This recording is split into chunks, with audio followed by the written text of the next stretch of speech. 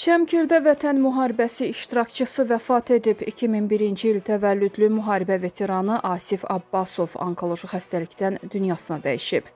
O, Şəmkir rayonunda dəfn edilib.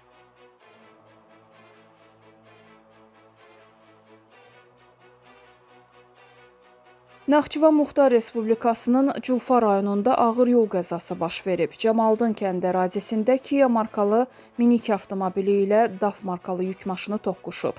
Nəticədə minik avtomobilini idarə edən Gülnar Sakit qızı Nəcəfova hadisə yerində dünyasına dəyişib. Faktla bağlı araşdırma aparılır.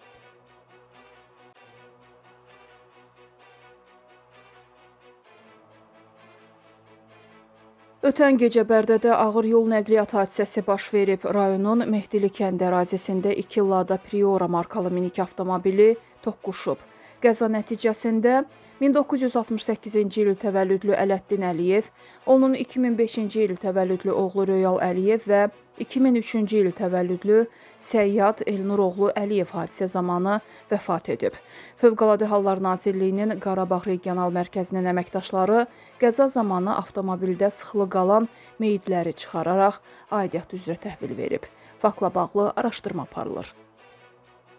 Ötən gecə Gəncə şəhərində dəm qazından zəhərlənən tələbələrin son vəziyyəti açıqlanıb. Bu barədə Tibbi Ərazi Bölmələrini İdarəetmə Birliyindən bildirilib ki, oktyabrın 27-si saat 19:20-də 2 nəfər qadın Gəncə şəhər Birləşmiş Xəstəxanasının nəzdində olan Akademik Zülfüqar Məmmədov adına xəstəxananın təcili tibbi yardım şöbəsinə hospitalizasiya olunub.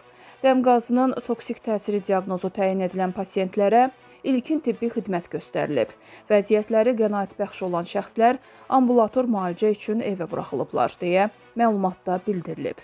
Xatırladaq ki, ötən gün dəm qazından zəhərlənən tələbələr 2007-ci il təvəllüdlü Samirə Rüstəmli və 1994-cü il təvəllüdlü Lalə Həsənova zəhərlənmə diaqnozu ilə xəstəxanaya çatdırılıblar.